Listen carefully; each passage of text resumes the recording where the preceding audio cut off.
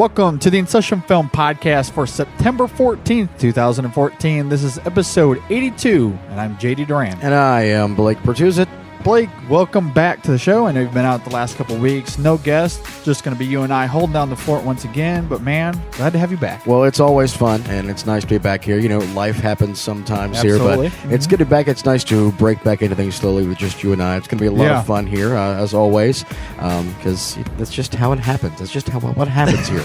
That's how this works. That is how this I'm here works. to have a good time and talk about this, so let's just do this. Why not? How was your week? My week was pretty good. Had a lot going on.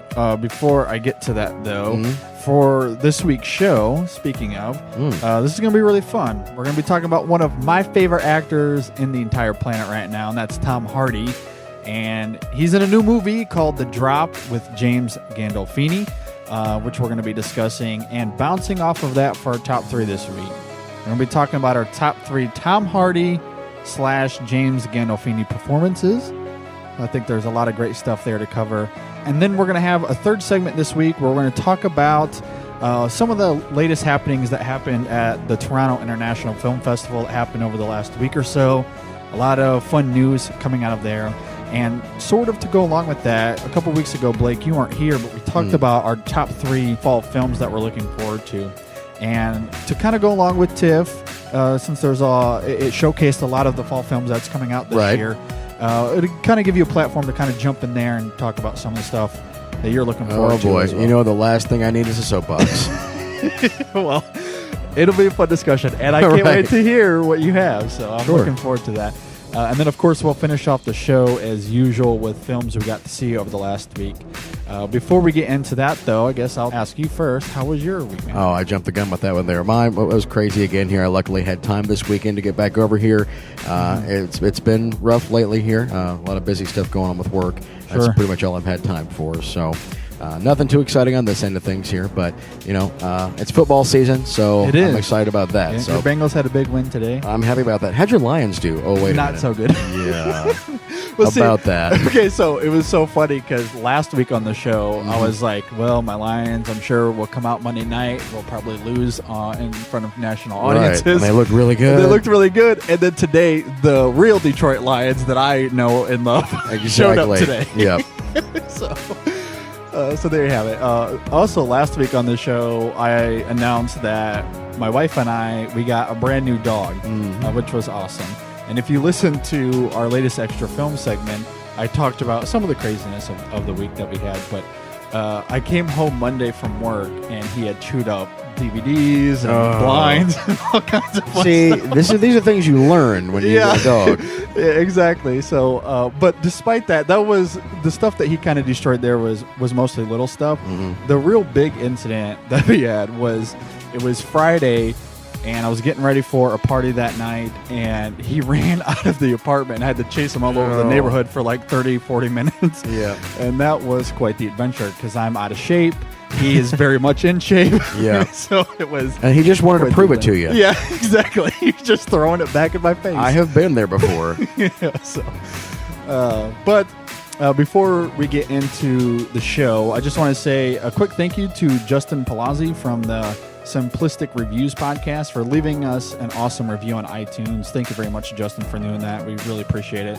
And also just want to plug, speaking of our latest extra film, we discussed a new movie called Starred Up starring Jack O'Connell and Ben Mendelsohn.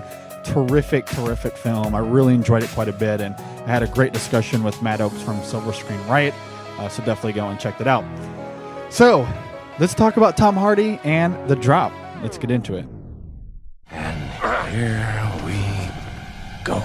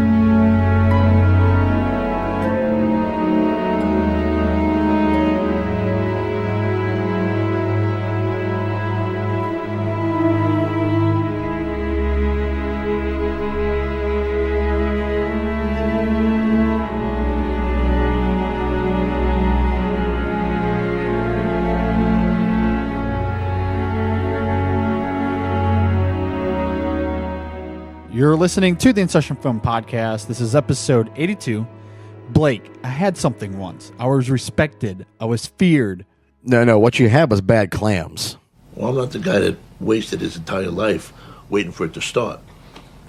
Why did that? Mm-hmm. At least I had something once. I was respected. I was feared. When I walked into a place, people sat up. They sat up straight. They noticed. What'd you ever have? A bar stool that you put that old biddy at and bought her free drinks, and don't think I don't know that you did it on purpose. That was my stool, and nobody sat on that stool because it was Cousin Marv's stool, and that meant something. That meant something. But he didn't. Ever. It was just a stool. All right, The Drop is directed by Michael Roskam and stars Tom Hardy, James Gandolfini, and a few other people that we will get into. Blake, I'll toss it to you first, man. What did you think about Tom Hardy, James Gandolfini, The Drop? What did you think? Well, I actually liked it pretty well. I'll be honest with you. I had no idea about any of it before we decided that we were doing it this week here. It was totally somehow off my radar. But when you hear Tom Hardy and James Gandolfini in the same sentence, then certainly your interest has to get piqued at that point. Sure. A few other little, bit players there. Numi Rapace was decent in her role as well. I was only every once in a while slightly taking out of it. I wasn't really buying Tom Hardy's accent so much in it, but his performance overall still helped carry it through. And I Sure. liked that it was sort of a slow cooker most of the film there. I mean, I could tell there was a big twist involved with it, but it wasn't like they did it just for the sake of doing it. Sure. It got to there at the right time, and everything seemed to happen naturally. And I liked the way that the exposition was throughout the film. Overall performances were really good. Gandolfini I thought was great. I wanted more of him. Sure. As I'm a big fan of his. So that overall, yeah, I thoroughly enjoyed it. Yeah, I think one of the first things that you're going to notice about this movie that you were talking about is the fact that it is slow and it is very subtle.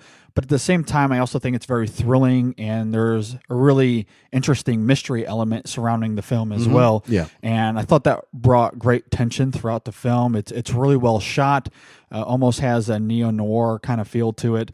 And I thought the atmosphere was very believable. I was really buying into all of that. The story itself is pretty interesting as it surrounds this bar in New York. And the film kind of sets up that there are several bars that are quote-unquote drop places for the mob to kind of drop off their money to kind of help keep the flow of that organized. And the bar that James Gandolfini owns, that Tom Hardy is the bartender of, happens to be one of those. And so that kind of carries or works as the vehicle to kind of serve the story forward. And at some point during the first act of the film, it is robbed, and that kind of essentially sets the story in motion. And I thought the story was okay. I think it was a little interesting, as I said, but I do think the characters seem a little contrived to kind of push the story forward while kind of keeping its mystery. Tom Hardy kind of plays the straight man, I think, in this story. Yeah. And what I noticed was everyone's reactions around him seemed a little forced to me to kind of keep that mystery there on the surface. And so some of that felt unnatural to me.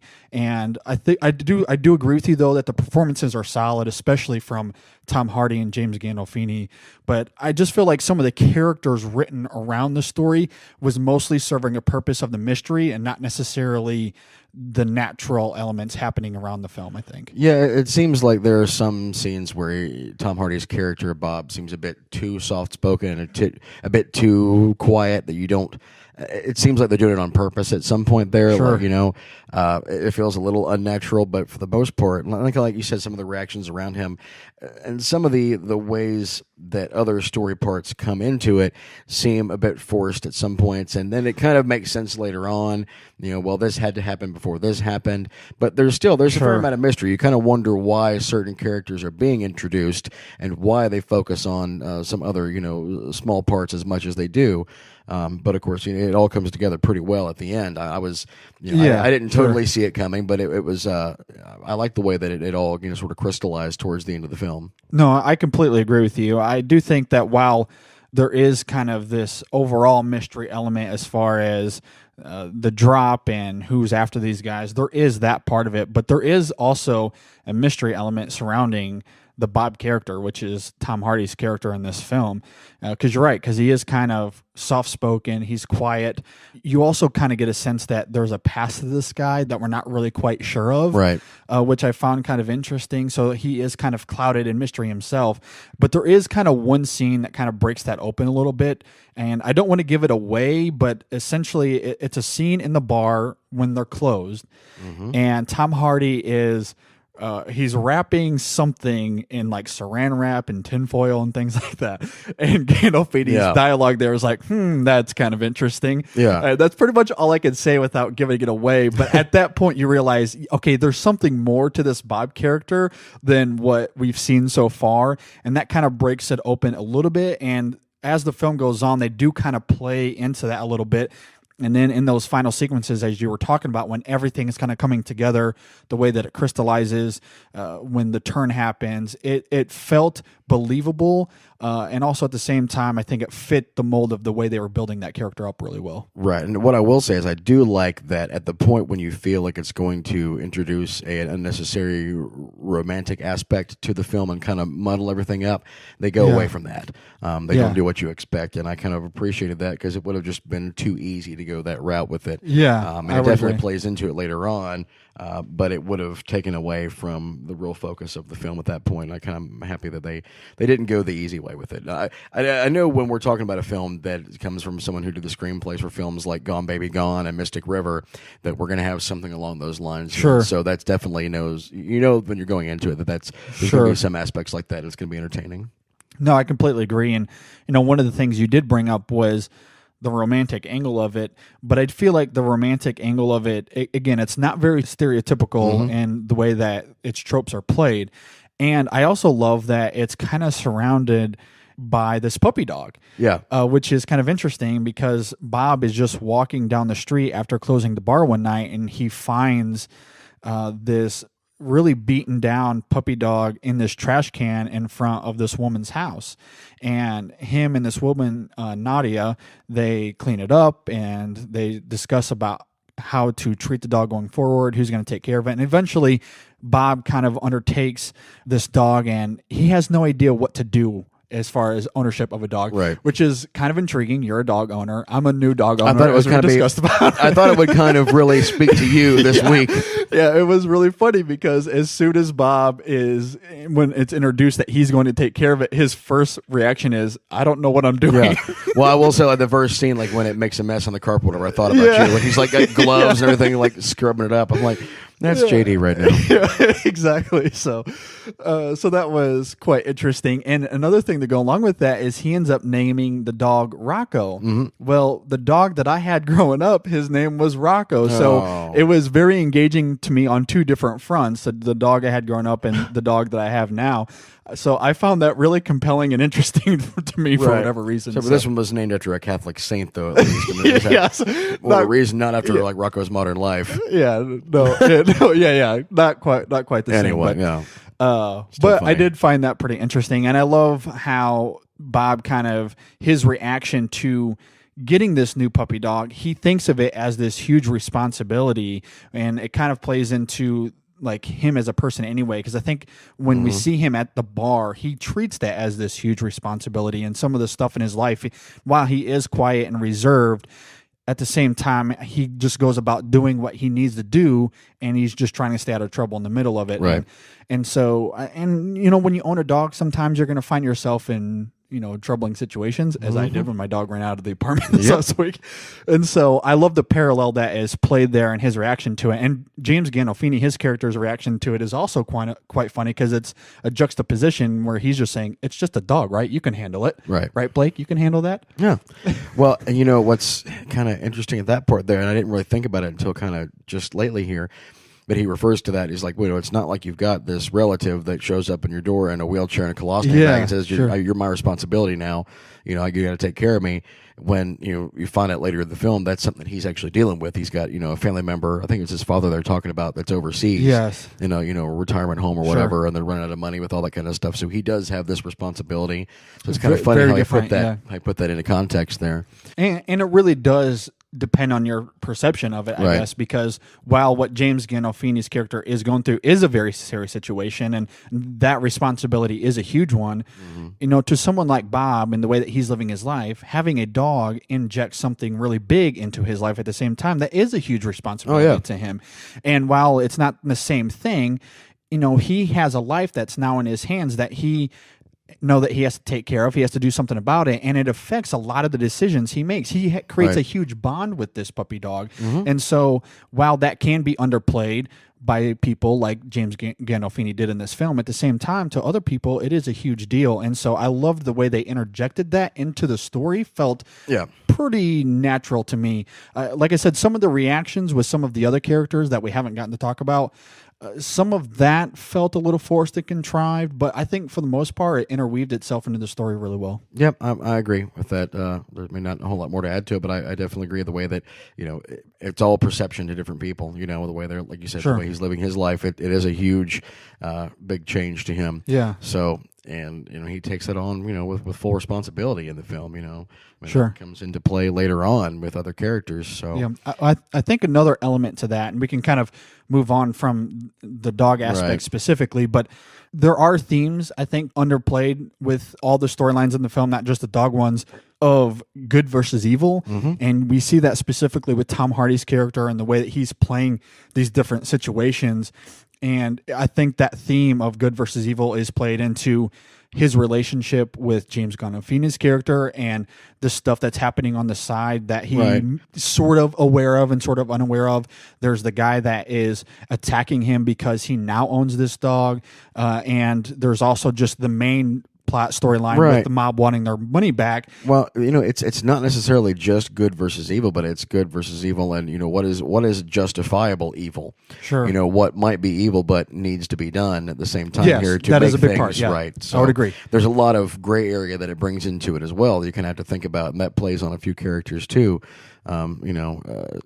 So I think that was really well done as far as having multiple angles there and really decide what really matters to you. Yeah, and it is kind of, in my opinion, I think it is a core defining thing of the Bob character, because he is a Catholic going person. You kind of mentioned where he got the name Rocco from with him being Catholic. And so that is something of the way that he sees things. And there's a monologue near the end of the film where he's talking about sin and how God views it and our separation that it brings from us from God. And I think how that plays into this specific story and the way that he looks at good versus evil, especially when that final sequence happens. And again, it's really hard to talk about without getting into spoilers, but I think that also plays huge dividends into that theme as well, especially with Bob's dialogue there and what he says. I think it fit that mold really well. Yeah, I can only agree with that statement there. I mean, it's a whole lot of gray area involved, and he has to do a lot of thinking about that, it seems. But yeah, I mean, I just think that it was. There's just a lot to think about, actually. It's deeper than it looks. It is. It kind of portrays itself as just this crime drama, more of a localized crime drama. But, that's really just what's on the surface, because there's not as much of it that focuses on, finding out, the crime part of who robbed the bar, what all that kind of stuff there. There's a lot more character-driven There's more to it than stuff. that, And it's hard because we're trying to dance around it and without talking about spoilers, because I do think that the good versus evil part, that is pretty interesting, and it does play into it well. And that final sequence, I just want to say, hey, this is what I'm trying to talk about. Right. It's good. It's we got to be a little bit more careful about that. Yeah, because I don't want to give it away, because when it does happen, and once you see the film, if you haven't seen it, it'll make complete sense. But I do think that the way that is handled is pretty compelling. Well, one thing I want to ask you, too, before we move into final thoughts, we are talking our top 3 Tom Hardy performances and James Gandolfini. We haven't touched on Gandolfini as much other than his character and how it plays into the story a little bit, but what did you think specifically about James Gandolfini's performance here? I thought it was really, really well done. I thought that he kind of hid some of his motives throughout most of the film there. I mean, eventually it started becoming more apparent, what some of the overall reactions were going to be and actions that took place on there. But it didn't totally telegraph itself here, but he plays that so well. I mean, if you've seen a lot of his other stuff, it seemed almost like it was just, like nothing for him to play this role. Sure. It seemed so natural to him. But I thought he did really well in one of his final performances. No, I would have loved to have seen more of him, but I thought for Sure. what was there was really well done. No, I completely agree. I think you're right. He's very impressive here, and he does use his presence and his expertise in here to feel very natural. That's exactly what I had written in my notes, so I echo your sentiment 100%. And I agree with you. He's not in the film a ton, but I feel like when he's there, you definitely feel his presence, and a lot of his dialogue does hit home in some pretty good ways, and especially the way that it affects Bob, I think is pretty great. So I do think that their on-screen chemistry was pretty good here. So, all right. Well, any other final thoughts, and what grade would you give The Drop? Well, going into it, not knowing anything about it, I was really surprised at it here. It wasn't as jaw-dropping as I might have expected, or as completely engaging as I might have thought at first. Listening to whatever it's coming from, who had to do with writing it, and the actors involved there. But it was a solid B for me. Yeah, I'm right there in the same neighborhood as you. I do think that the story is a little convoluted in places. I don't think that it's as robust as its characters and the performances here. But at the same time, it was still engaging. It was good enough for me to still have a good time with this film. But the performances are the thing that's going to shine here. Tom Hardy is fantastic. He's subtle in his performance. He's never over the top. I think he plays into his character really, really well. And I love James Gandolfini too, as we just talked about, and their chemistry together was really fantastic. I also think it's kind of interesting that they play into this idea that people will take credit for things that they don't do, whether you're trying to do that to justify actions or amplify a story when you're trying to tell it to other people. Whatever it is, it's kind of this human tendency that's been played out before. And again, I have to dance around that a little bit too without giving spoilers away, but I thought that was kind of an intriguing thing of the film. But I really love the crystallization. Those last sequences of the film are great. I love how the dog played a big part of that as well. And I love how the romantic angle, it went in a direction that it wasn't ever too much. It never really distracted me from the film, and it also wasn't like this stereotypical ending either at the same time. So Right. I thought all of that actually played really well. I thought the direction was pretty decent. So for me, I would give the film a B or B+. That's kind of the range that I'm in. So Fair enough. Anyway, be sure to go and check out a full review of this. We will have on our website soon, and you can go and check that out on our site at InSessionFilm.com. All right, well, if you agree or disagree with our takes, let us know by leaving us a comment on our Facebook page at facebook.com/InSessionFilm, or tweet us at InSessionFilm. Leave us a comment on Google Plus or Letterboxd. Usernames on both of those are InSessionFilm. And, of course, you can always email us at InSessionFilm@gmail.com. All right, the InSession Film Top 3 is next, and we'll be discussing our top 3 Tom Hardy / James Gandolfini performances. Now, Mr. Duran, aren't going to start up that silliness again, are we? We'll discuss them all next. We'll be right back.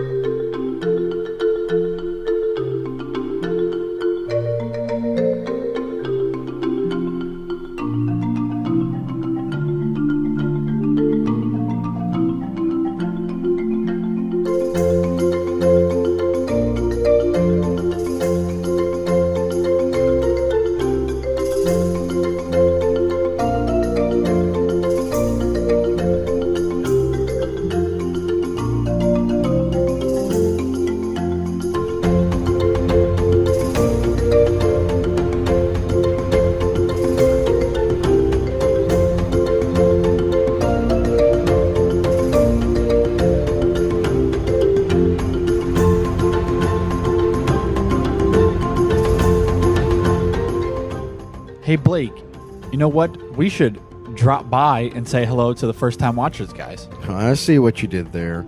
You're right, though. They are a great supporter of our show, and they are definitely a podcast you need to check out. It's hosted by Tim, Walter, and Hermano, and they definitely know their movies. Absolutely. These guys' banter is amazing. It's very entertaining. It's very solid, very much like a Tom Hardy performance, Blake. Yes, very solid, like you when they announce a new Transformers movie. What's unique is that every week they pick out a movie they've never seen before, they watch it, they discuss it on their show, as well as other movies and trailers they've seen recently. And they do a fantastic job at it. The show is very fluid, it's easy to listen to, and they have a ton of fun on their show. It's great listening, despite them making fun of me a lot. But, Blake, where can you find these guys on the internet? Well, you can find them, you go to my Facebook page and you'll see that I like them because they make fun of you so much. That's why we get along so well. But seriously, those are a couple ways you can find them out here. Go and check them out, their website at firsttimewatchers.blogspot.com. Also on Twitter at firsttimewatchers. And on Facebook, just search First Time Watchers. It's that simple. Absolutely. Definitely go subscribe to them on iTunes as well and leave them a review and let them know that we sent you to them. We promise this podcast is absolutely worth your time. And again, go check them out. That's First Time Watchers.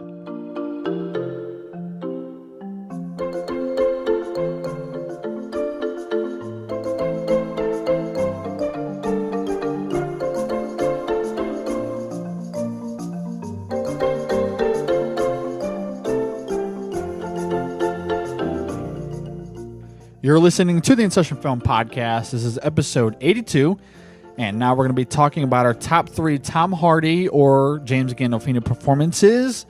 Blake, before we get into it, did you have any specific criteria that you used to pick your list this week? Not particularly. I did because I wasn't sure I combined this. It's Tom Hardy and Gandolfini together, not 3 of each. Yeah. It was combined was what I was thinking. Okay, yes. Well that's good. Well, I knew it was just us here, so I wasn't sure if we're supposed to be a top 6 this time, but No. Only 3 particular films I'm here to discuss. Yeah, very nice. I think for me, when it comes to my top 3, there is a couple that I have to mention up front that I cannot include. So if you've listened to the show, you know that I've talked about the movie Warrior quite a bit. Tim from First Time Watchers, you're going to love this, but I am excluding Warrior from my list because it would be an easy number 1. I would talk about how much I love that film and I love him in it. It's a fantastic film, but because I've talked about that quite a bit before, I'm going to leave that off my list as a great honorable mention. So if we had a penalty box, Blake, that would be probably the first film I'd have to throw into it. Right. Yeah, honestly, that would be true. Yeah, I've heard about it too much. So I'm not going to include Warrior, and I'm not going to include The Sopranos, which was something we got a lot on Twitter as far as James Gandolfini performances. Right. But because we do a film podcast, I looked at just film. So I did not necessarily include The Sopranos. Well, crap.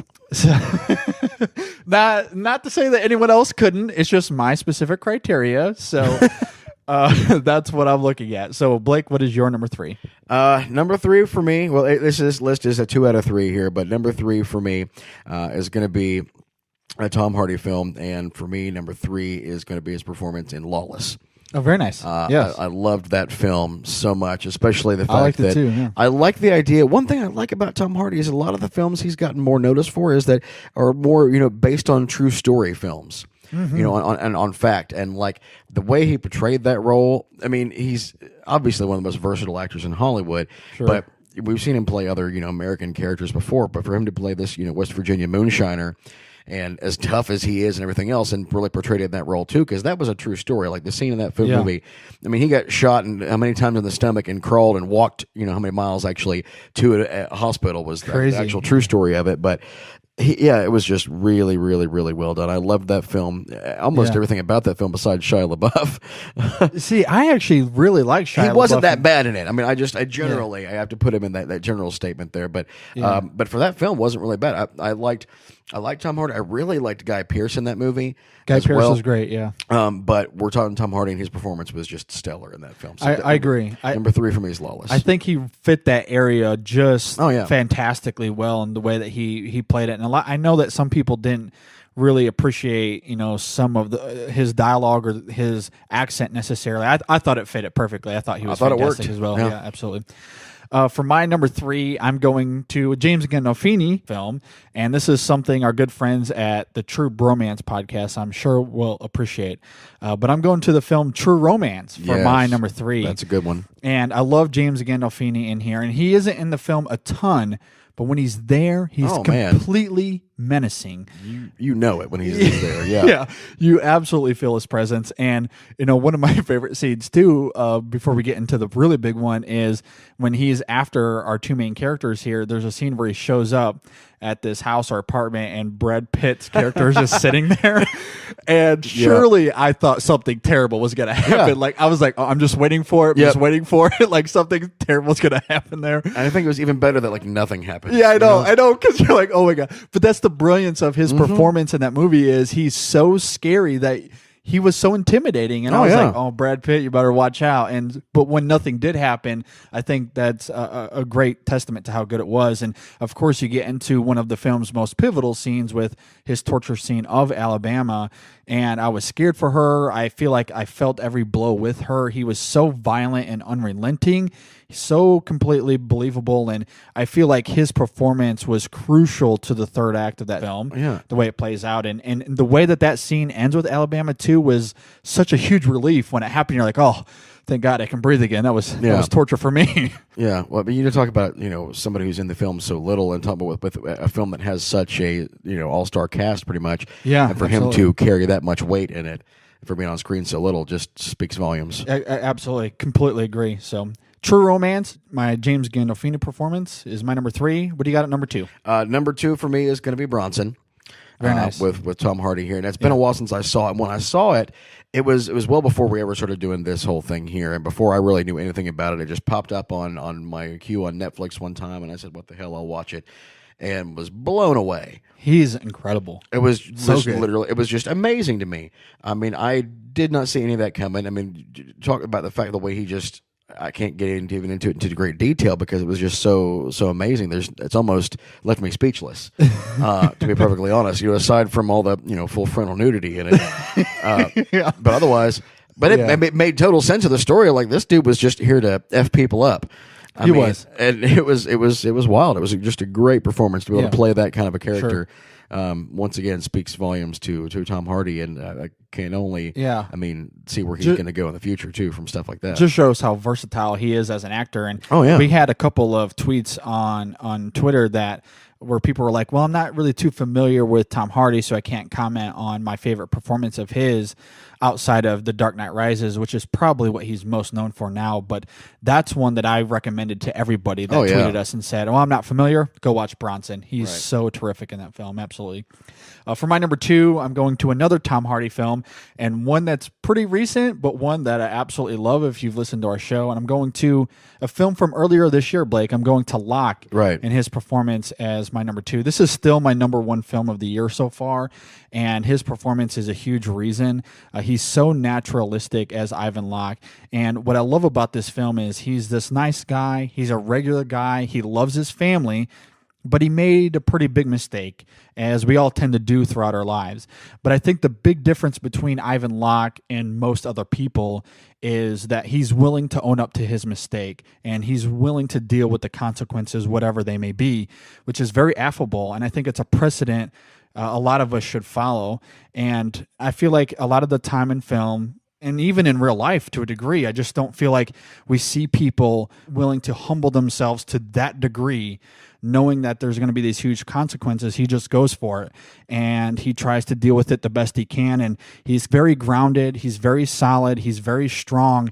And the way that he deals with both sides of the situation going on in that film, what to me just spoke huge volumes, and the way that Hardy played it was just amazing to me. And there's other sequences going on in the film relating back to his father that I completely bought into for reasons I won't go to here. But I just think the way that Hardy is able to portray that specific character and what he's going through, to me, I think is just one of the most important films I've seen this year and probably in quite some time. I just feel like it was very authentic, and I just really appreciated what he was doing. It's very good stuff. Yeah, and I still desperately need to see that. I have not had a chance to yet. But well, I've heard good news for you. I own it on Blu-ray, so all right. You will now have it after this podcast. All right. Good deal there. All right, what do you got, number 1? Well, number 1, I mean, I kind of gave the spoiler away a little bit ago, even though that you canceled it out of your ruling there. I can't say anything but The Sopranos. What? The Wire, it's fucking Jimmy! What are you talking about? The Wire. You understand The Wire? It's fucking Jimmy. No fingerprint technique. I should have killed him right in my fucking basement. Mackenzie and Sky got his facts crossed. They both got busted at the same fucking time. Jimmy and Pussy. You understand? Two fat fucks with black hair. Where the fuck is Paulie? He called an hour ago. I swear to God, he said he's on his way. Why the fuck isn't he here now? I came into watching that show years after it had actually been off TV, and I had borrowed the DVD sets from a coworker, and it was one of those, like, it was kind of the way, if a show just grabs you off the pilot, the way that show did. And I wasn't really big into, the mob movies and mob stuff like that as much, but my God, that was just one of the most, and of course it's kind of unfair too, because it was over so long a period of time, and I know this is a movie podcast, but I don't care. Obviously, Sure. It was just absolutely amazing, and I rarely get into TV series and watch them all the way through, but I binge watched everything of that. I watched like the entire series in like 3 weeks. Nice, and and it was just absolutely amazing. That when you look at all the different angles and aspects that go through that character, whether it's which family that you're talking about, there's so many different things that are hitting them. Just amazing, and it's sad, to think about that with the fact that we've lost that actor as well, that we could see so much more out of along those lines. That's why roles like what he did here in The Drop and other things just they seem so natural, and that's just absolutely an easy far away, number one almost role of all time, for me. So very interesting. I honestly haven't seen that show a ton, but it's got this really big prestige factor about it, and I know that it's one of the things that when you mention James Gandolfini, it's easily the first thing that comes to people is Tony Soprano. So it's not surprising that that's your number one. And like I said, it was a lot of people mentioned that on Twitter when I threw out the questions. So it was just a specific criteria for me, but I can completely understand. I feel like that would probably be a lot of people's number ones if we did include it, if other people were on the show. So very good stuff. For my number one, I'm going to a film you already mentioned. I'm going with Tom Hardy and Bronson. Shut your fucking mouth! No problem, John. Shut the fuck up, you cunt! Shut it!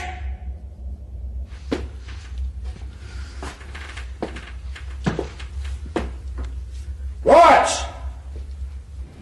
I've got a librarian up here, and he's in a lot of trouble. So I think you should send someone up to help him out, don't you?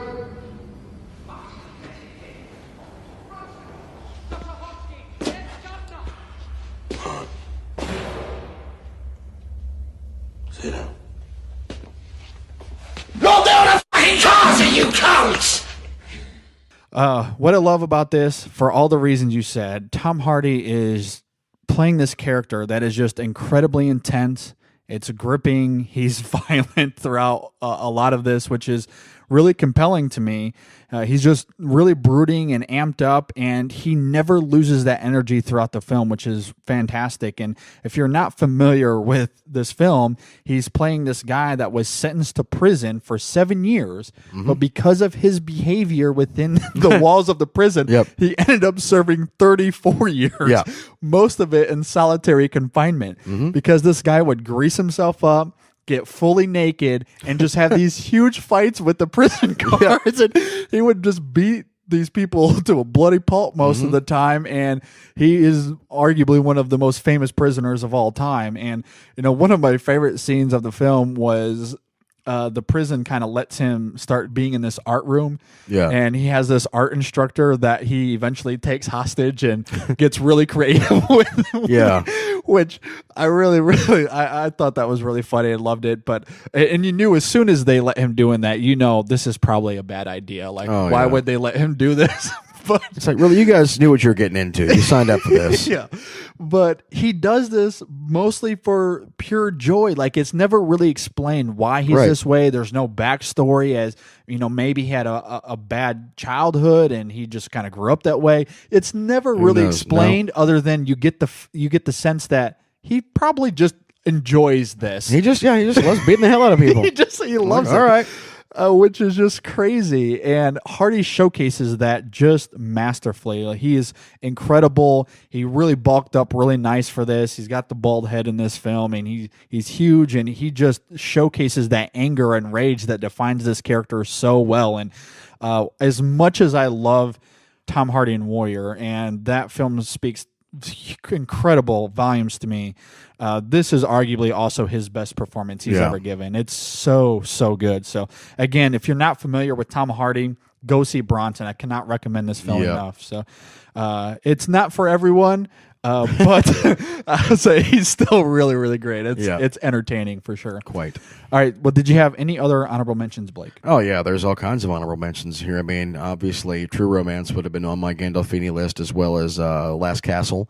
It was really good. Had more of a feature performance in that was really good. But with Tom Hardy, I mean, almost everything that you've seen him in, and I'm going back to some of my favorites, like Layer Cake and Rock and Rolla. Not big roles in those films there, but really great performances nonetheless. Of course, Inception was his huge break here in the States. And then, a lot of people think, he's best known for being in The Dark Knight Rises. And what I will say is, as for many things as I did not like about that movie, and even with the changes to the character he played in Bane, being kind of a comic fanboy as I'm known for being, sure. I think what he had with the way they scripted it, the way they wrote it, I thought he did really well with it. I thought he was great too. I thought he did a great performance in it for what it was, and I have so many issues with that film. It's not going to be worth getting into right now, but his overall performance I still think was really good in that. And there's just a whole lot more to come still out of that kid. I mean, I say kid, he's I don't think he's still probably younger than I am, but still. Anyway, he's got some good projects coming out. He's got a lot of great stuff coming out, so I look forward to almost everything that he's in now. So. Yeah, I mean, I can only echo that sentiment. As far as James Gandolfini, I completely agree with you about The Castle. Fantastic film there. And he was in a film last year called Enough Said, and I've heard even from some people that this is their favorite performance from him. And while it's not his stereotypical character, I would agree with a lot of people that as far as performances go, he is terrific, and it's definitely up there as far as James Gandolfini goes. I actually very much considered it for my top 3. When I compare it, though, to his performance and the way that his character in True Romance just impacts that film, I couldn't quite put it above that for me, but what he did in Enough Said was really great. As far as Tom Hardy goes, this is perhaps my favorite working actor right now. Again, I can only echo Warrior. It's terrific. I agree with you about Lawless. He's really good there. I also agree with you about Layer Cake and Inception. He's really great there. And, of course, we just talked about his performance as Bane in The Dark Knight Rises. So, yeah, I mean, I love pretty much everything this guy does. And even, I'm not going to necessarily throw this in as an honorable mention, but he's definitely a highlight of The Drop, as we talked about. Oh, yeah. Easily one of the best parts of that film. So, yeah, whenever you mention the word Tom Hardy in new movie, I don't care what the film is about or what's going on. I'm sold. Yeah, so you're already I'm involved. going to be there. So, and earlier this week, I don't know if this will end up playing out true or not, but earlier this week, he also said he's doing no more rom-coms. So, thank God. Yeah. All right. But he said if it was the right director and the right character and script, he'd probably think about it. So, and I don't blame him for that. And I love a great rom-com. I mean, About Time was my number 10. I've said that a lot of times. So, I mean, if it's the right story and the right character, sure, I'm on board. Sure. Well, I mean, he's not necessarily somebody who has to be in nothing but, action movies and whatnot. I mean, he's a great actor, period. Yeah. Exactly. Exactly. And he needs to still do a little bit of both of that there, which obviously he does movies like this, as well as he's got, Mad Max coming up and stuff like Child that. 44. Yeah. Splinter Cell, I think, is another project he's in. Yeah. So I think he can do a lot of stuff. I think if he wanted to do another rom-com or a small art film or whatever, he's got such a huge range. I think he can do a lot of different things. But again, usually those films, you don't have the best backing, and it's usually not the greatest writing and what have you. Sure. And I think he's good again, but it doesn't always work out because you have guys like Gerard Butler who tried to do that as well. Sure. Yeah. And we see what happened there. Yeah. Not good things, if you ask me. But anyway, just do what you do, Tom Hardy. I'll sign up. Me too. So, that being said, let us know how your picks stack up against ours. Email us at InSessionFilm@gmail.com or leave us a comment on our Facebook or Twitter or on our website at InSessionFilm.com. All right, well, before we move on to the poll question, I did throw the question out there on Twitter as far as what your responses were to your favorite Tom Hardy or James Gandolfini performances. Just want to read a few that we got back. We got a tweet from @CakelessRoses who said, I like Tom Hardy in This Means War, and I thought he was the only redeeming quality in The Dark Knight Rises. So perfectly right up your alley. I'll agree with that. Yeah. Anybody say anything about Star Trek Nemesis? Yeah. We also got a tweet from @Shayna Ochoa who said Tom Hardy and Warrior. So she's very much pandering to me. So thank you for that tweet. Oh, you people need to stop pandering to JD. I love it. We also got a tweet from @MovieMadnessPod who said, I really liked Tom Hardy in Lawless. He was pretty much unrecognizable compared to previous roles, but still just as powerful. And as we talked about, we loved Lawless, so great choice there. We also got a tweet from @organic_shadow who said, as for James Gandolfini, The Sopranos, otherwise he's been consistently good. And he also said for Tom Hardy, haven't really seen much, but he would say Bane from The Dark Knight Rises. We also got a tweet from @WarMachineHorse, good friends of ours, who said, can't deny the soprano role, but love the, quote, I don't know what happened scene from A Civil Action. Always stuck with me, he went on to say. So thanks, everyone, for those responses. We really, really do appreciate it. Just one poll. Those things aren't scientific. Yes, they are. All this is science. This is math. Well, for our poll question this week, I simply threw out there, kind of going off of our top three, what's your favorite Tom Hardy role? And the answers I threw out there was Tommy Conlon from Warrior, Charles Bronson from the movie Bronson, Eames from Inception, Ricky Tarr from Tinker Tailor Soldier Spy, Bane from The Dark Knight Rises, Ivan Locke from Locke, and I gave in write-in options as well. And taking this home easily with 40% of the vote was my boy, Tommy Conlon from the movie Warrior. The pandering I love it. never stops. So, in all seriousness, though, that character was amazing. You're not wrong. Yeah, it's so good. I know that we've talked about it a lot, and we're kind of joking about it now, but Tommy Conlon in that movie is so incredible, and what he does with Joel Edgerton's character is just through the roof, incredible. So, and in second place with 20% of the vote was Bronson, and not far behind was actually Bane from The Dark Knight Rises. And Ivan Locke was also kind of right there, so it was kind of close. So anyway, thanks everyone for voting, and especially for those that voted for Tommy Conlon. Really appreciate it. All right, well, coming up next, we're going to discuss some of the latest out of the Toronto International Film Festival, as well as some of the films that I'm looking forward to this fall, so pander to me this time around. Stay tuned, we will be right back.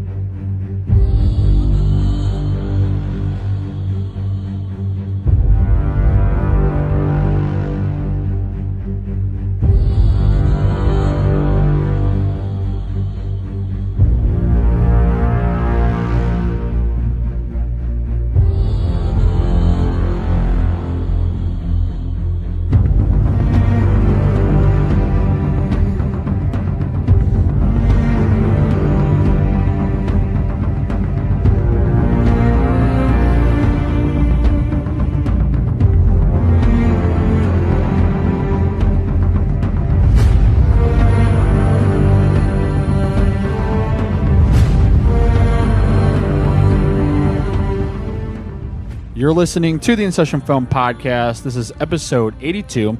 And what we're going to do now is we're going to talk about some of the latest happenings that went on at the Toronto International Film Festival over the last week or so. And in conjunction with that, we're also going to give a platform here for Blake to talk about some of the films he's looking forward to this fall, since he wasn't here a few weeks ago when we did that. So one thing I want to talk about first, Blake, is the Audience Award winner that came out of the Toronto International Film Festival, and that is The Imitation Game, starring the Batch himself, Benedict Cumberbatch. Oh, here we go. You're gonna be calling him the Batch now too?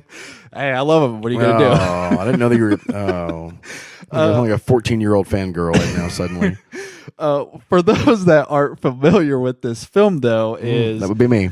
Benedict Cumberbatch, or the Batch. He plays this English mathematician, and he helps crack the Enigma code during World War II.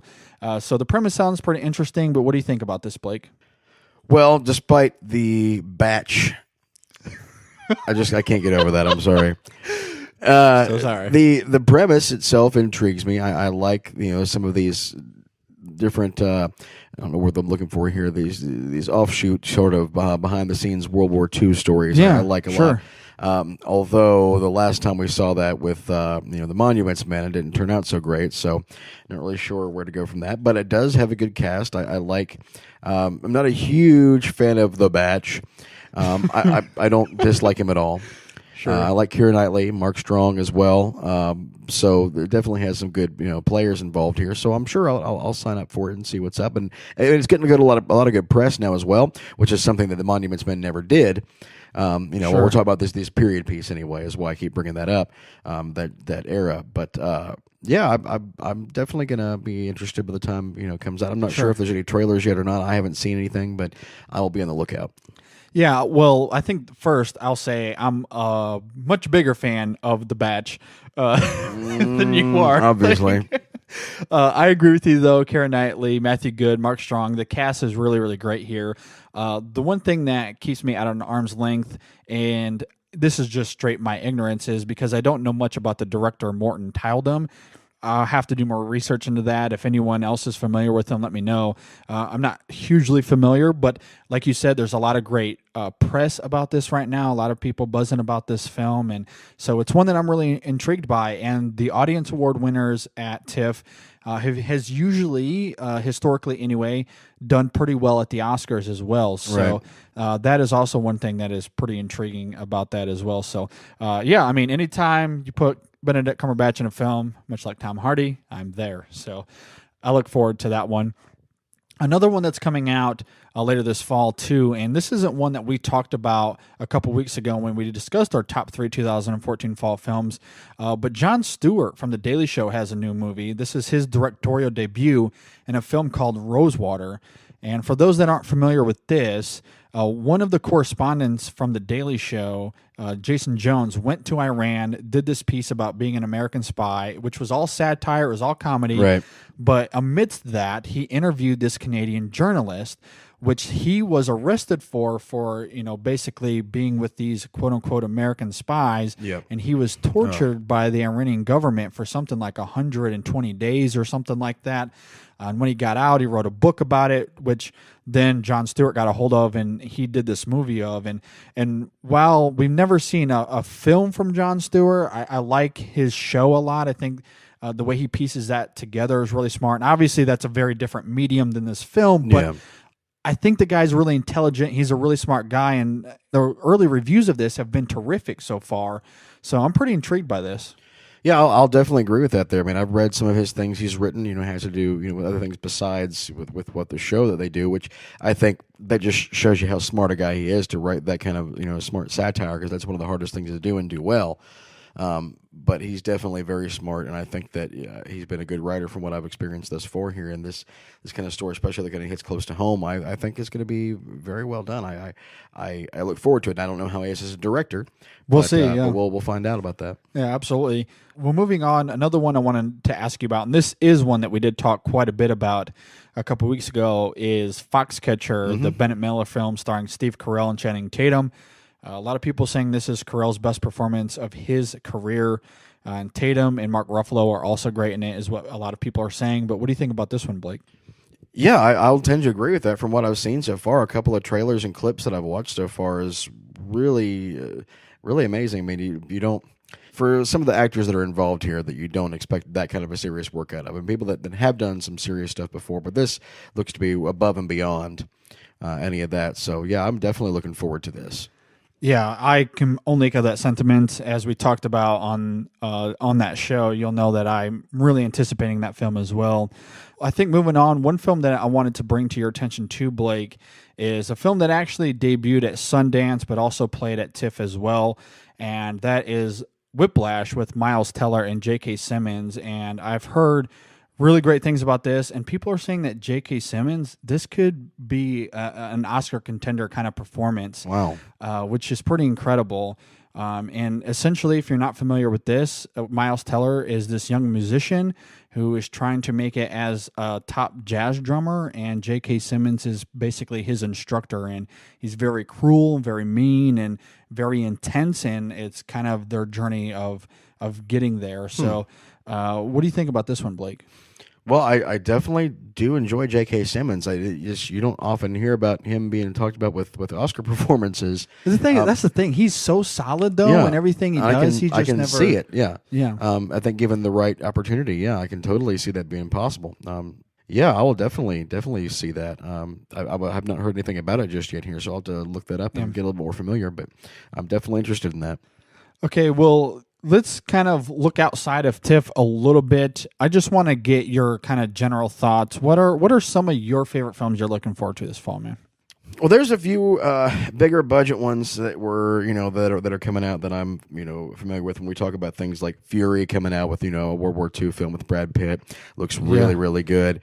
Yeah. We've been hearing about Gone Girl for quite some time here. I've actually been a big fan of Ben Affleck as a director. And, when they finally started showing some trailers and previews for this here, I was really even more interested. I think that was going to be phenomenal in that. A couple of other ones that are a little bit lesser known here. I'm actually looking forward to.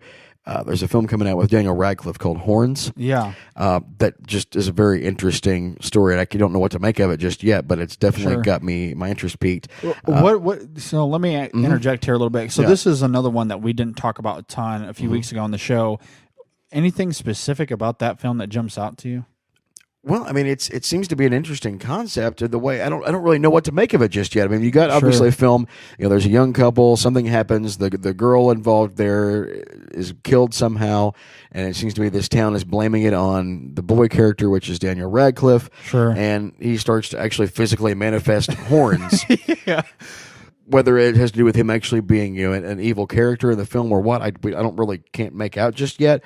But it's the concept alone, and just some of that stuff has got me intrigued just to find out. So I think I like the fact they're not letting the whole cat out of the bag. It is intriguing. I agree. So I'm just kind of like that. I don't know. It doesn't scream like it's going to be a cheesy, romantic movie there, one of those kind of things. I don't know. There's just something about it that screams to me that I think it's going to be interesting to see. No, yeah, I completely agree with you. I'm probably not as hyped up for this one as you, but that premise is intriguing. And I do like Daniel Radcliffe, Juno Temple in this film as well. And I mean, I don't know. Something about it doesn't necessarily 100% grab my attention, but that mystery element there, I think, is kind of fascinating. So we'll see. Kind of, sort of along those lines, I think another one you mentioned that you're looking forward to is Tusk, which did come out of the Toronto International Film Festival, and it's kind of funny. So one of the first things I read in preparation for this show was I was reading a tweet where someone said, this was their initial response was, Tusk is up. That was his initial response. Yeah. And then Matt Oakes from Silver Screen Riot, he texted me on Friday night after he went and saw the screening of it, and that was pretty much his exact same responses. Oh my God. Which is kind of what I'm expecting out of it. It's kind of what I want to see. I mean, like, I love Kevin Smith, and he hasn't done a whole lot in a while here, but I like Justin Long. I just think that the concept of it, that is this really what I'm going to see here? Is this what's going on here? But I've heard that it's just like the most WTF. It feels very much like Human Centipede kind of thing. Yeah, almost. But I think that Kevin Smith is involved in this, so I can't see it being that gross. No, yeah. But yeah, and it'll be funnier. There has to be a lot of good comedy involved there as well. I don't want to die in Canada. Yeah, exactly. We saw part of that in the trailer. It's like, it's a boot 50 miles that way. It's like, a boot? Yeah. So we got to make fun of the Canadians while we're at it here. So yeah, I mean, some of just the way that the trailer was just wild too, and I just think it's going to be awesome. I mean, I don't know. I may totally hate it after we get there, but I definitely want to see it. And one way or another, Kevin Smith's going to get my money. Yeah, we'll find out, but I'm definitely interested in that because it's just it's offbeat. Yeah, and Justin Long's character is a podcaster, so I am no longer going to Canada to get an interview ever. There you go. Again. Well, I thought you would anyway, but yeah, don't. And again, he's also trying to resurrect Haley Joel Osment's career. So, There you go. so All right, what else you got on your list then? those were the bigger ones here. If we want to talk about like more getting closer to winter in December, we've got Exodus: Gods and Kings. And I really am looking forward to this. Interesting. I was for a little while there, and then the trailers I thought were kind of interesting with that. But I like that kind of an epic film there, and I like Christian Bale a lot. So it's Ridley Scott as well, I believe. So I've got nothing to tell me that I don't want to see it yet. I may hear opposite of that later on. I hope not. Well, I am in the opposite camp of you when it comes to this film. Really? I do like Ridley Scott overall, but as of recently, he's kind of on my list. Well, And I think the casting of this film could be the worst. And I like Christian Bale. I love Joel Edgerton, but they look so miscast in these roles. The trailer felt so awkward to me. It just didn't look appealing to me at all. yeah, I can see Joel Edgerton doesn't look necessarily right there. I don't think Christian Bale looks necessarily totally wrong to me in this role. I don't know. I mean, I thought that same way, I guess, about when Noah came out. I felt a little bit about that, but it doesn't quite feel the same to me. I think I'm going to give it a shot. Well, we'll definitely discuss it. We'll definitely go see it. But as far as my excitement level goes, I'm not as high as you. But you got anything else? What about the Hunger Games? You looking forward to that? I personally couldn't care at all anymore about the Hunger Games. I mean, I watched the first one. And I was kind of like, really? I didn't watch the second one. I'm hugely excited for that one. Well, you would be. You also are calling Benedict Cumberbatch the Batch.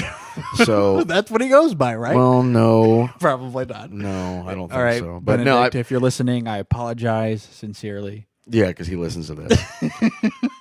No, I'm not really interested in it at all. Interesting. Like, I mean, if I might have to watch it on a date or something, but I'm not really that interested in seeing it. I'm not like waiting to see anything like that. I could care less, honestly. Or I could care more, honestly. Like, I can't even talk right now because I just don't. Well, care before we move on, let's talk about one that I am hugely excited for that you mentioned briefly, and that is Fury. Yes. So this was my number 2 on my top 3 from a few weeks ago.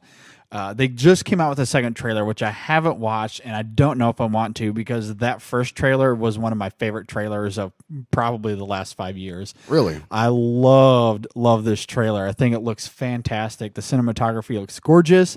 Say what you want about Shia LaBeouf, but he looks phenomenal in this movie. I think the entire cast looks fantastic, and the dialogue, the setting, it just looks like it's going to be a lot of epic fun for me.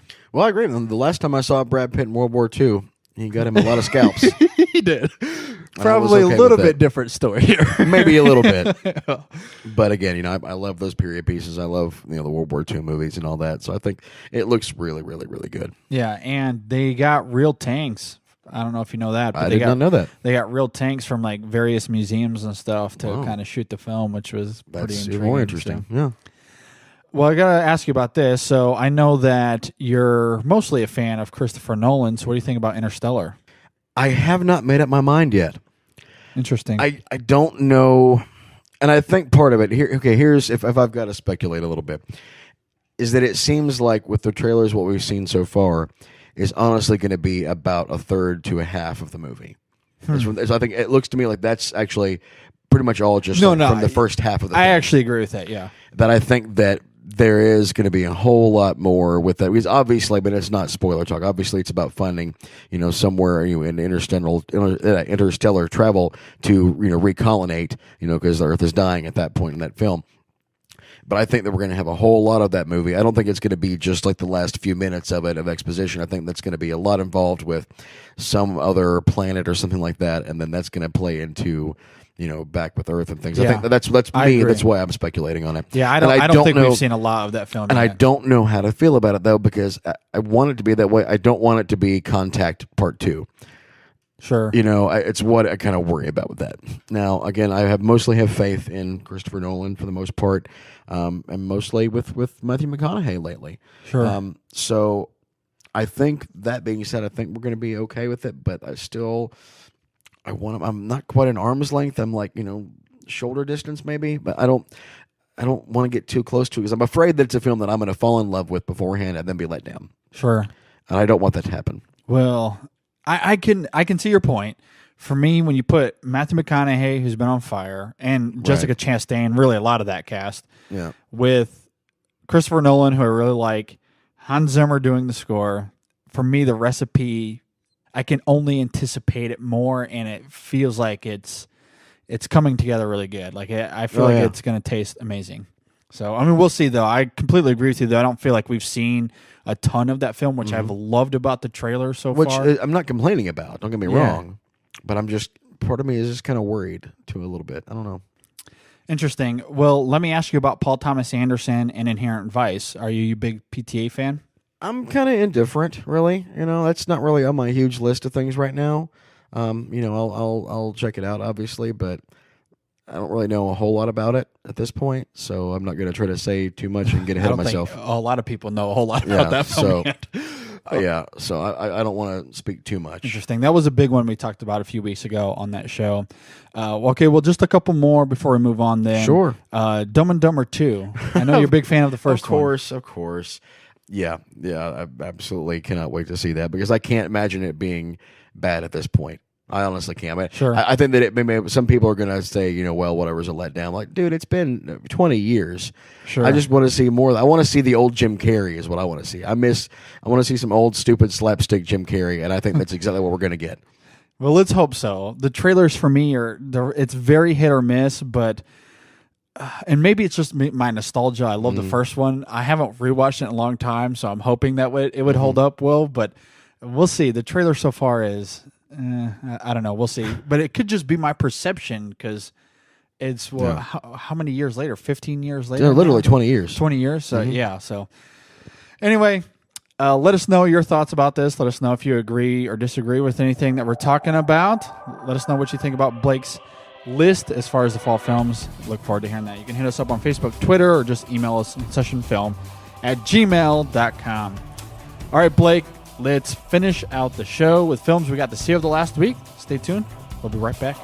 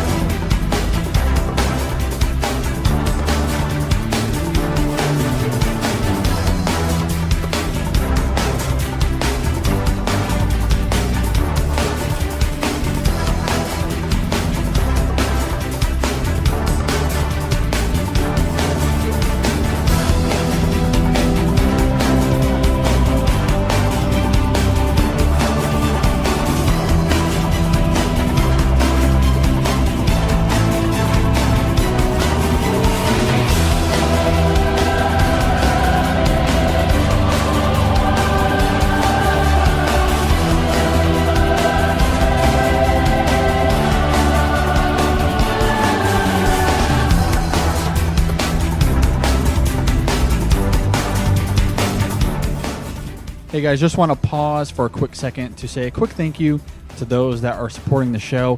If you want to help support us, there's a couple ways you can do that. If you just go to our website at InSessionFilm.com and just click on our bonus content tab, you will be able to listen to everything we have there for just a small donation of 99 cents. They are free to listen to, but we do encourage and appreciate that small donation. It definitely goes a long way, and we certainly do appreciate it. You can also donate per show at patreon.com. If you sign up $1 per show, $2 per show, whatever it is you want to do, there are some free gifts that come along with that. Maybe you want an InSession Film t-shirt. We don't sell those, but we'll do it if you sign up to donate per show. And again, all those details are at patreon.com, or you can just go to InSessionFilm.com/donate, and there's all the information there you need to be able to sign up for that.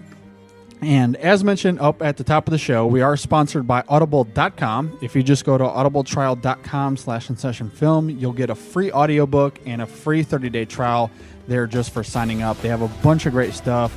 I don't get a ton of time to read, but audiobooks is the way that I go, and they have a bunch of great stuff there that you'll love. So again, just go to audibletrial.com/InSessionFilm, and everything there goes directly back into supporting the show. So we really do appreciate everyone's support.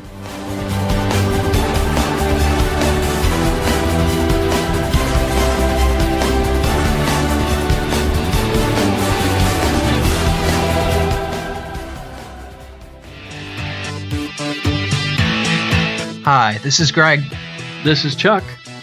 And this is Dan. And we are Talking in Circles. Because the world needs another podcast, we are here as Geekcast Radio's newest edition. And as the title says, each week we get lost in conversation about a wide range of topics, including movies, comics, games, art, TV, and even occasionally sports. We play games and discuss pivotal topics like who would win in a fight, the Kool-Aid Man or Tony the Tiger, and examine the hot-button issues of the world of geekdom.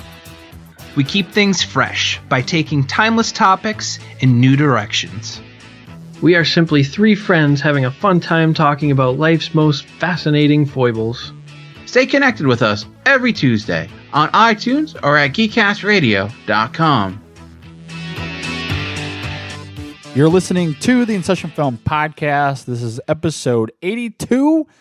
Blake, let's talk about some of the interesting and awesome films we got to see over the last week. What'd you get to see? Or I guess you can really talk about the last couple weeks if you want. Oh, I have. This is going to be like the regular show here. I have had not any time to watch anything except for one. There's one thing besides the film we're reviewing that I got to watch in this past period. I'm glad I just now remembered it because we've discussed it before on here, but I never really could because I hadn't seen it yet. But I did have the time, and I watched Enemy last week. Oh, nice. And while I really like that film, and it took me a little bit of time to really wrap my head around it, understand more about what it was, and kind of sort of put my own thoughts into perspective on it and what the film really was about. And it makes perfect sense when you really think about a lot of the things going on. I mean, to me, it's about one person and split personalities and things like that is what I really took away from it. But one thing that I don't understand, and it has to do with it in here, and one that I did not like about it, because that I'm pretty much a little girl and borderline arachnophobic. So that last scene was crazy. Yeah, like okay, the opening credits was the one scene that I was like, oh god, really? And, they open up the tray or whatever. They're in the club, and it was like, oh god, I don't need that. I don't need this like giant hand-sized monster. And then it makes sense throughout the rest of it. And he's connecting the dots between the two sides here. And that was one place, and it goes back and forth. I get that. And I understand what the symbolism was in that last scene. But why? Because it was awesome. No. I did not need that. I did not sleep that night. I was like, I'm sure. No, I don't. Oh, it was just like that was as bad as the one time that I had a girlfriend who wanted to go see, it was, I think, the second Lord of the Rings film. Oh, no, it wasn't that one. It was one of the first Harry Potter films. Whichever one it was that had, like, all the spiders in it. Yeah. And she knew very well ahead of time. Yeah. And it still took me in there to see that. And I was, like, crying like a little girl, like, nope, not doing it, nope. So, when that last scene, I thought by the time that one scene in the beginning was over with, I was like, I was done with this. No more problems. I'm fine. We'll get rid of that junk here. And then there it was. So, overall, I really liked it.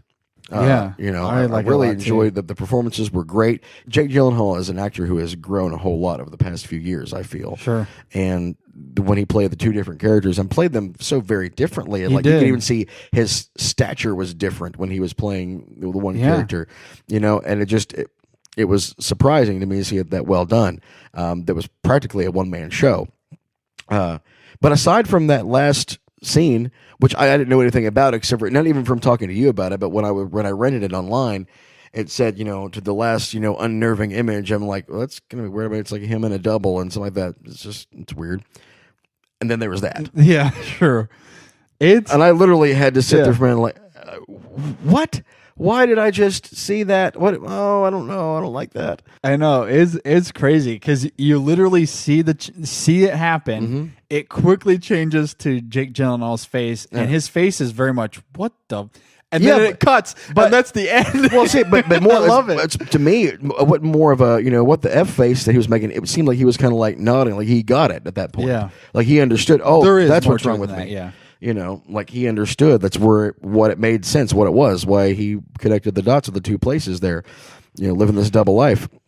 But yeah, overall, I really liked it, except for that, and that's not big. I mean, that's one. What did you think about the giant one walking throughout the city? Now, see, I didn't think that it looked like that to me. I thought it looked like, maybe it was just the screen that I was watching on. I didn't see that. I thought it looked like just something like something on the glass is what I thought it was. But again, my eyes been kind of messed up lately, so maybe I just didn't see it right. I could be very wrong about that. So either way, there's a lot of spiders. There's a lot of spiders, and it's not good. I mean, I get some of the things, like, they had like the cable car lines and all that kind of stuff was meant to kind of look like a big web, and there was the way the glass broke on the car and things like that was all meant to go in that way. But I don't understand why spiders. I don't otherwise. Well, I think it does come through a lot of, like you were saying, like connecting the dots sort of thing. For me personally, I think a lot of the spiders kind of resembled feminism in the movie, because for me, the film talked a lot about masculinity. I mean, you kind of touched on him living these two double lives and him wanting to cheat on his wife and how that plays into it, and how that just kind of plays into our masculinity in general, and our pursuit of women and kind of the fantasies and visuals we have with that. And I think the spiders to me just kind of resembled that part of our lives, and even the females in the film a little bit as well. So I don't know. I've never connected spiders and feminism, but then again, I'm the arachnophobic one. So mostly I do like women, mostly not because spiders. in the animal world, it's a female dominated society. So I think it was kind of twofold for me. It was that, and as well as the webs kind of connecting all of the pieces. Sure. So I really like it as well. I think it's a really intriguing film. For the longest time, it was in my top 5 of the year. I really enjoyed that film a lot. Yeah. Jake Gyllenhaal, I can only echo your sentiment. He's terrific, and the way that he plays both sides is very drastic. It's very different. You can, even when they're in the same room together, you can tell them apart, and I thought he was phenomenal. Very good stuff. That's all you got to see? That's the only thing that I can remember that I saw in the past week, other than the drop. So, yeah. Very nice. Well, this was actually pretty much a quiet week for me as well, believe it or not. So, really just a few for me here to talk about. I got to see a documentary called Dinosaur 13, and this isn't a story that I was hugely familiar with, but apparently it's a pretty popular story. And essentially it's about the discovery of the largest T-Rex fossils ever found, and apparently this happened in the mid or the early 90s, I believe, is when it was discovered. And the people that discovered it, they ended up paying like $5,000 kind of on a handshake, not necessarily through a written contract, which ends up paying dividends later. But once they found it, they started to preserve it for a while. They were doing all of the right things, and then essentially what happened is the government came in and said, you stole those bones from government property. And so it was this huge court case over who owns the rights to these fossils. Is it the people that found it? Is it the government? Is it the Indians? Because it was sort of on Indian land as well. And so there was a lot of controversy surrounding that, and the film kind of plays into that. It's actually, I guess, a pretty popular thing, but I was unfamiliar with it. But I thought the film was actually very thrilling. It was very intriguing, but it is very slanted. It's very much, hey, we discovered this cool thing and then we got screwed, and here's why. And so it very much is that perspective. They're basically trying to make their case as to why they felt the way that they did, which is fine. I was okay with it. They didn't really present a ton of facts from the other side, but there was still some there. But they could have gone into that a little bit more. But I do think it's very emotional, and it hinges on the reaction of the central players, which is very easy to grab onto. So I do think you have to kind of approach it a little carefully, though, because you're not getting two sides here. It's very much one-sided, but it's a very intriguing story regardless. Right. I think it's really, really interesting. So, and that dinosaur is actually in Chicago, so if you want to go see it, it's at the Field Museum in Chicago. So there you go. That's interesting. Yeah, very gripping documentary, I thought. And then I also got to watch a movie called Start Up, which we discussed on this week's extra film, so we'll not go into it a ton here. But this is one I really, really like. It's funny, Blake, we were talking about Bronson earlier and how Tom Hardy plays this prison inmate who is a little boisterous, over the top kind of thing. Well, in this movie, Jack O'Connell is another British actor kind of doing a lot of the same thing in here. In fact, there's a little bit of a nod to Bronson a little bit in the sense that before one of the fight scenes with the guards, he like oils himself all up. He doesn't get completely naked, but it kind of, he channels his inner Bronson a little bit in this film, which I thought is great. And and even Dom Hemingway earlier this year, over Jude Law played this character, and there's a really great prison sequence at the beginning of that film too. So there's something about those kinds of films that I'm really drawn to or really like. But I'll say Startup, it's one of the most intriguing father-son relationship tales you'll see. Like in this environment and out of context, that may sound a little bizarre, but as we discuss on the extra film, it's actually really, really solid. But that's one that I would highly recommend. Go and check that one out. It's not for everyone, though. It is dark film, and it's very serious in a lot of ways, but I think they do a really good job of interjecting hope into certain sections of the film that I really appreciated, especially the way they did it. It was never too much. It was very natural and authentic, I think. And then I also got to rewatch True Romance in preparation for this show. It was coming down between Enough Said for me as far as my James Gandolfini performance and True Romance. And Enough Said is something I saw last year, so it was still pretty fresh in my mind, but I hadn't seen True Romance in quite a long time. So I wanted to give that one a go to kind of decipher which performance I wanted to do. And as we kind of discussed in our top three, James Gandolfini was phenomenal in that film. And the film in general is it's really great for me. Oh, yeah. It's one of my favorites of all time. Yeah. It's really, really good stuff. So, and then, of course, I got to watch The Drop, as we discussed earlier on the show. And the last film I got to see is an animated film that I had only seen bits and pieces of, but I'd never seen the entire thing until earlier today, and that is The Hunchback of Notre Dame. I had never seen it, but my wife is like, "Oh, I want to watch this," and so she turned it on, and I was like, "I've actually never really seen this all the way through," so we watched that today. So now I can say I've seen it all the way through. It's okay, not one of my favorite animated films. You watched The Hunchback of Notre Dame on NFL Sunday. Yes. Well, it was before the game started. Okay, so. I'm just making sure. Yeah, so we had plenty sure of I had time. that right. Yeah, we had plenty of time to get it out before the game started. All right. Fair enough. But that is it's an okay film for animated film. It's all right. So, but surprisingly enough, Blake, that is all I got to see this week. What? So, I know, right? Instead of the usual Kinda 9 let or down. 10. Yeah, it's usually you have to wake me up halfway through. Yeah. So, anyway, that should do it for this week's show.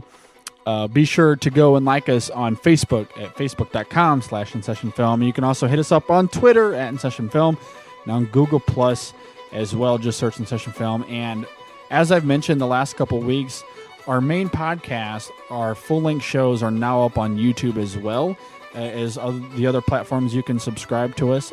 So you can also hit us up on YouTube at youtube.com/InSessionFilm.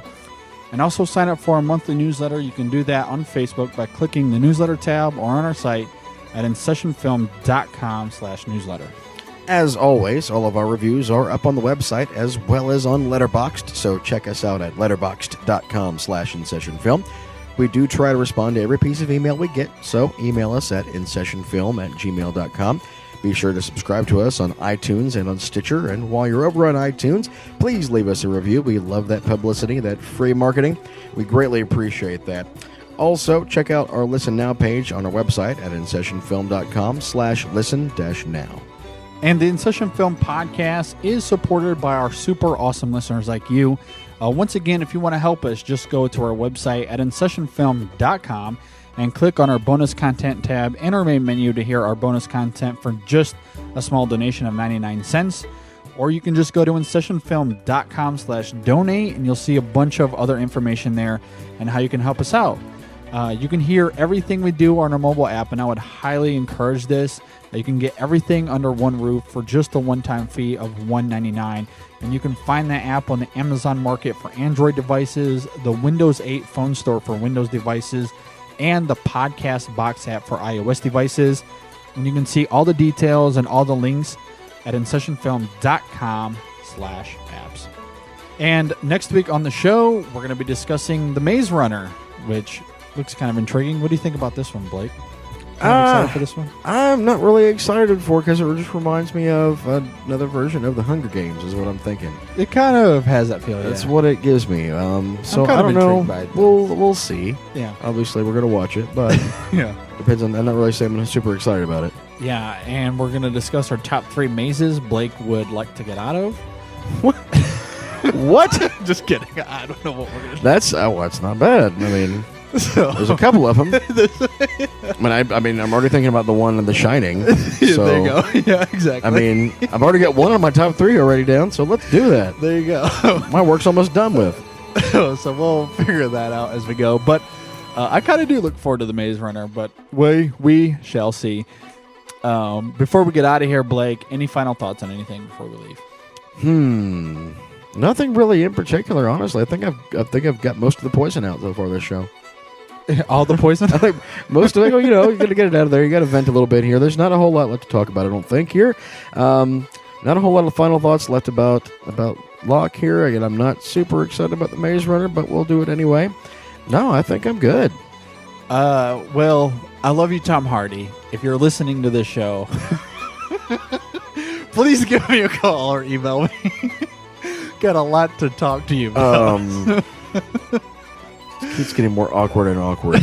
Well, in all seriousness, though, I do love Tom Hardy. I think The Drop is a pretty intriguing film, and I do love him as an actor. But, yeah, I am looking forward to the fall. Except for football, Blake, I'll say my Lions and my Wolverines have gotten me less interested in that, and I'm ready for basketball season. But that would happen with both of those teams, I can imagine. Yeah. I mean, my Bengals are 2-0. Ohio State won yesterday, but it didn't really matter. They were really pathetic against Virginia Tech. So, I mean, it's only by the time that our teams play each other, it's just not going to matter anymore. Yeah, it's not going to matter at all. Yeah. So, oh well. Yeah. Anyway, thanks for listening, everyone. Be sure to go see The Maze Runner next week. As far as our extra film this week, I think we're going to be discussing The Two Faces of January and The Life of Crime, which I've heard some intriguing things about, but we shall see. But stay on the lookout for that as well. Anyway, thanks, Blake, for being here. Thanks for listening, everyone, and we'll see you guys next time on the InSession Film Podcast.